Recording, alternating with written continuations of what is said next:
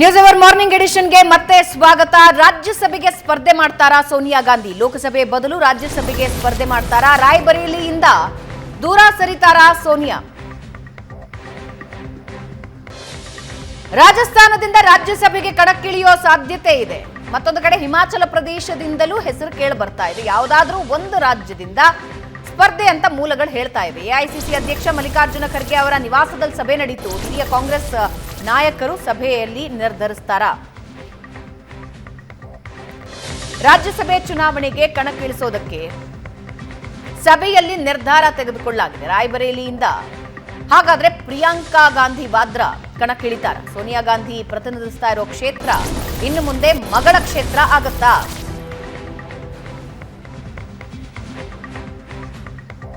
ಪ್ರಶಾಂತ್, ರಾಜ್ಯಸಭೆಯಿಂದ ಸೋನಿಯಾ ಗಾಂಧಿ ಅವರು ಕಣಕ್ಕಿಳಿಯೋದು ನೋಡಿ, ಸೋನಿಯಾ ಗಾಂಧಿ ಒಬ್ಬ ರಿಲಕ್ಟೆಂಟ್ ಪೊಲಿಟಿಷಿಯನ್ ಮೊದಲಿಂದಲೂ ಕೂಡ. ರಾಜೀವ್ ಗಾಂಧಿ ಪಾಲಿಟಿಕ್ಸಿಗೆ ಬಾ ಅಂತ ಇಂದಿರಾ ಗಾಂಧಿ ಕರೆದಾಗ ಅತ್ಯಂತ ಹೆಚ್ಚು ವಿರೋಧ ಮಾಡಿದವರು ಸೋನಿಯಾ ಗಾಂಧಿ. ಯಾಕಂದರೆ ಅವರು ಮದುವೆ ಆಗುವಾಗಲೇ ಸೋನಿಯಾ ಗಾಂಧಿ ರಾಜೀವ್ ಗಾಂಧಿಗೆ ಒಂದು ಕಂಡೀಷನ್ ಹಾಕಿದ್ರಂತೆ, ನನಗೆ ರಾಜಕಾರಣ ಇಷ್ಟ ಇಲ್ಲ, ಪೈಲಟ್ ಆಗಿ ನೀನು ಜಾಬ್ ಮಾಡಬೇಕು ಅಂತ. ಸಂಜಯ್ ಗಾಂಧಿ ತೀರ್ಕೊಂಡಾಗ ಅಮ್ಮ ಇಂದಿರಾ ಗಾಂಧಿ ರಾಜೀವ್ ಗಾಂಧಿಯನ್ನು ಬಲವಂತವಾಗಿ ಕರ್ಕೊಂಡು ಬಂದು ಪಾರ್ಟಿಯ ಜನರಲ್ ಸೆಕ್ರೆಟರಿ ಮಾಡಿದರು. ನಂತರ ಇಂದಿರಾ ಗಾಂಧಿ ಅವರ ಹತ್ಯೆ ಆಯಿತು. ಸೋನಿಯಾ ಗಾಂಧಿ ಅದನ್ನು ಕಣ್ಣೆದುರಿಗೆ ನೋಡಿದರು.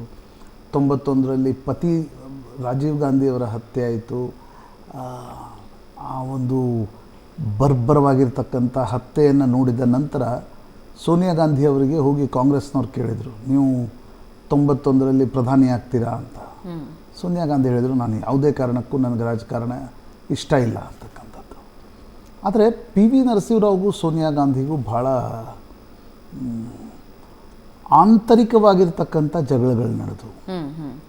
ಅದು ಸೋನಿಯಾ ಗಾಂಧಿಯವರಿಗೆ ಭಾಳ, ಅಂದರೆ ಪಿ ವಿ ನರಸಿಂಹರಾವ್ ಈ ಭಾರತದ ಏನಂತಾರೆ ಟಿಪಿಕಲ್ ಕಾಂಗ್ರೆಸ್ ರಾಜಕಾರಣಿ ಥರ ಇದ್ದರು. ಅಂದರೆ ಅದು ಹಳೆಯ ರಾಜಕಾರಣಿಗಳಿಗಿತ್ತು ನೋಡಿ, ವಿರೋಧಿಗಳನ್ನು ಸದ್ದಿಲ್ಲದಂತೆ ಅವರನ್ನು ಮುಗಿಸ್ಬಿಡೋದು ಅಂತ. ಆ ರೀತಿ ಪಿ ವಿ ನರಸಿಂಹರಾವ್ ಸೋನಿಯಾ ಗಾಂಧಿಗೆ ಬಹಳಷ್ಟು ತೊಂದರೆಗಳನ್ನು ಕೂಡ ಕೊಟ್ಟರು. ನಾವು ಇನ್ನೊಂದು ಸೈಡ್ ಸ್ಟೋರಿ ಅಷ್ಟೇ ಹೇಳ್ತೀವಿ ಅವಾಗ. ನರಸಿಂಹರಾವ್ ಕೂಡ ಅಷ್ಟೇ ತೊಂದರೆಗಳನ್ನು ಸೋನಿಯಾ ಗಾಂಧಿಗೆ ಕೊಟ್ಟರು. ಅದು ಪ್ರಾಯಶಃ ಸೋನಿಯಾ ಗಾಂಧಿ ಪಾಲಿಟಿಕ್ಸಿಗೆ ಬರಲಿಕ್ಕೆ ಕಾರಣ ಆಯಿತು. 98ರಲ್ಲಿ ಎಲ್ರಿಗೂ ಗೊತ್ತಿದೆ, ಸೀತಾರಾಮ್ ಕೇಸರಿ ಅವರನ್ನು ಬಾತ್ರೂಮ್ನಲ್ಲಿ ಕೂಡಿ ಹಾಕಿ CWC ಮೀಟಿಂಗ್ನಲ್ಲಿ ಸೋನಿಯಾ ಗಾಂಧಿ ಅವರನ್ನು ಹೇಗೆ ಅಧ್ಯಕ್ಷರನ್ನಾಗಿ ಮಾಡಲಿ. ಇಟಲಿಯಲ್ಲಿ ಹುಟ್ಟಿ ಬೆಳೆದು ಭಾರತದ ರಾಜಕಾರಣದ ಗಂಧ ಗಾಳಿಯೂ ಗೊತ್ತಿರದೇ ಇದ್ದರೂ ಕೂಡ she handled it very well. Credit goes to her. 98ರಿಂದ 2004ರವರೆಗೆ ವಿಪಕ್ಷಗಳನ್ನು ಒಟ್ಟಾಗ್ತಾ 2004ರಲ್ಲಿ ಅಧಿಕಾರಕ್ಕೆ ತಂದುಬಿಟ್ರು ಸೋನಿಯಾ ಗಾಂಧಿ. ಹೀಗಾಗಿ ಭಾರತದ ರಾಜಕಾರಣದಲ್ಲಿ ಸೋನಿಯಾ ಗಾಂಧಿ ಮುಖ್ಯರಾಗ್ತಾರೆ. ಅವ್ರ ಬಗ್ಗೆ ಪರ ವಿರೋಧದ ಟೀಕೆಗೆ ಕಾಂಗ್ರೆಸ್ನವರು ಪರ ವಹಿಸ್ಬೋದು, BJPಯವರು ಟೀಕೆ ಮಾಡ್ಬೋದು. ಇತಿಹಾಸ ನೋಡತಕ್ಕಂಥದ್ದು what is her contribution. She brought back Congress in to power. ಯಾರ ಎದುರುಗಡೆ? ಅಟಲ್ ಬಿಹಾರಿ ವಾಜಪೇಯಿ ಮತ್ತು ಲಾಲ್ ಕೃಷ್ಣ ಅಡ್ವಾಣಿ ಅಂಥ ಧುರಂಧರರ ಎದುರುಗಡೆ ಅವರು ವಾಪಸ್ ಕಾಂಗ್ರೆಸ್ಸನ್ನು ಅಧಿಕಾರಕ್ಕೆ ತಂದರು. 2009ರಲ್ಲಿ Congress got 200+ seats. Right. Nuclear ಡೀಲ್ನ ನಂತರ ಮನಮೋಹನ್ ಸಿಂಗ್ರನ್ನು ಇಟ್ಕೊಂಡು 204-5 ಸೀಟ್ಗಳನ್ನು ಕಾಂಗ್ರೆಸ್ ವಾಪಸ್ ತಂತು.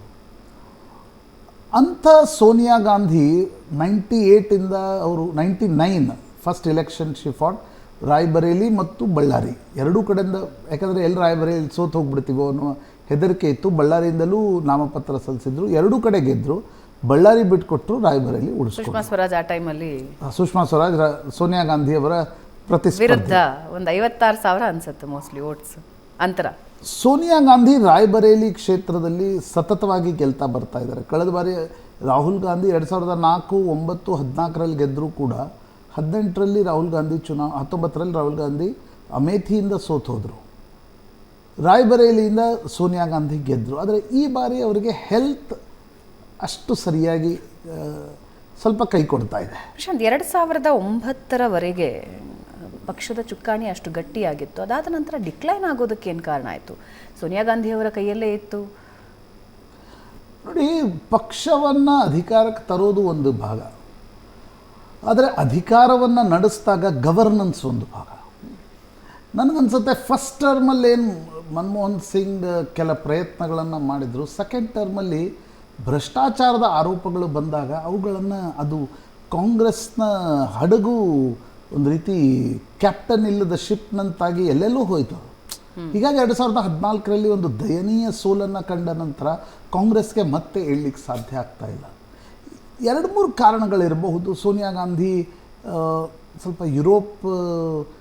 ದಿಂದ ಬಂದಿರುವ, ಅಂದರೆ ಸೋನಿಯಾ ಗಾಂಧಿ ಅಲ್ಲಿನ ರಾಜಕಾರಣವನ್ನು ನೋಡಿದ್ರು ಅಭ್ಯಸಿಸಿದ್ರು ಗೊತ್ತಿಲ್ಲ, ಆದರೆ ಸ್ವಲ್ಪ ಹೆಚ್ಚು ಲೆಫ್ಟ್ ಆಫ್ ಸೆಂಟ್ರನ್ನು ಕಾಂಗ್ರೆಸ್ ಒಯ್ದರು ಅನ್ನೋದನ್ನು ಕೂಡ ಹೇಳಲಾಗತ್ತೆ.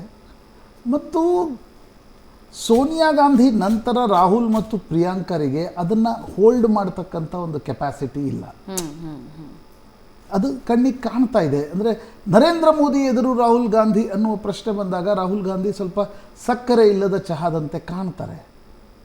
ಹೀಗಾಗಿ ಕಾಂಗ್ರೆಸ್ನ ಸ್ಥಿತಿಗತಿಯಲ್ಲಿ ಅಜಗಜಾಂತರ ವ್ಯತ್ಯಾಸಗಳಿವೆ. ಇವತ್ತು ಸೋನಿಯಾ ಗಾಂಧಿ ಈಗ ರಾಯ್ಬರೇಲಿ ಕ್ಷೇತ್ರವನ್ನು ಪ್ರಿಯಾಂಕಾಗೆ ಬಿಟ್ಟುಕೊಡ್ತಾರೆ ಅಂತಕ್ಕಂಥ ಮಾತು.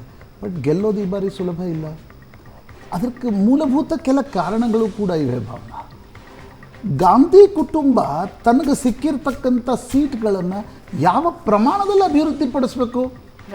ಫುಲ್ಪುರ್ ಇರಲಿ, ನಿಮಗೆ ಅಮೇಥಿ ಇರಲಿ, ರಾಯ್ಬರೇಲಿ, ಏನು ಎಕ್ಸ್ಕ್ಯೂಸ್ಗಳನ್ನು ಕೊಡ್ತಿದ್ದೀರಿ ನೀವು ಇಷ್ಟು ವರ್ಷ?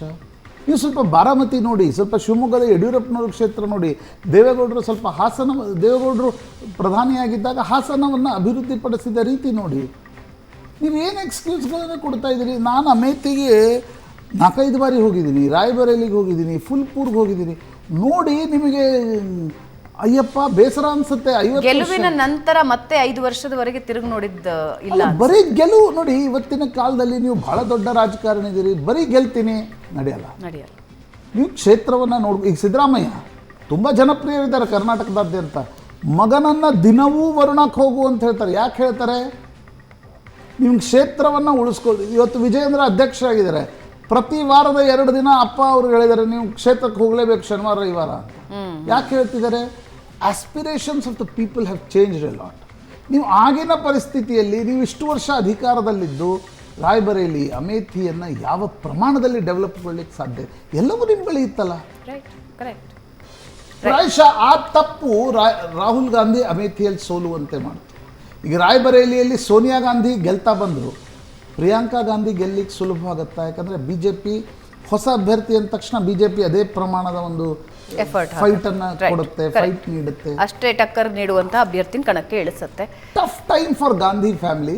ಬಟ್ ಸೋನಿಯಾ ಗಾಂಧಿ ಒಂದು ಕ್ರೆಡಿಟ್ ಹೋಗುತ್ತೆ, ಕಷ್ಟದ ಸಂದರ್ಭದಲ್ಲಿ ಅವರು ತನ್ನ ಪಾಲಿನ ಕೆಲಸವನ್ನು ವೆರಿ ಗ್ರೇಸ್ಫುಲ್. ರೈಟ್. ಒಂದು ಚಿಕ್ಕ ಬ್ರೇಕ್ ತಗೋಣ ವೀಕ್ಷಕರೇ. ಬ್ರೇಕ್ನ ನಂತರ ಮತ್ತೆ ದೆಹಲಿಯಲ್ಲಿ ರೈತ ಕಹಳೆ ಮೊಳಗಿಸುವುದಕ್ಕೆ ರೆಡಿಯಾಗಿದ್ದಾರೆ. ಇದು 2024ರ ಎಲೆಕ್ಷನ್ನ ಅಜೆಂಡಾವೂ ಹೌದಾ? ಪ್ರಶ್ನೆ ಹುಟ್ಟುಕೊಳ್ಳುತ್ತೆ. ಒಂದು ಚಿಕ್ಕ ಬ್ರೇಕ್ ಆದಮೇಲೆ ಇದರ ಬಗ್ಗೆ ಮಾಹಿತಿ ನೀಡ್ತೀವಿ.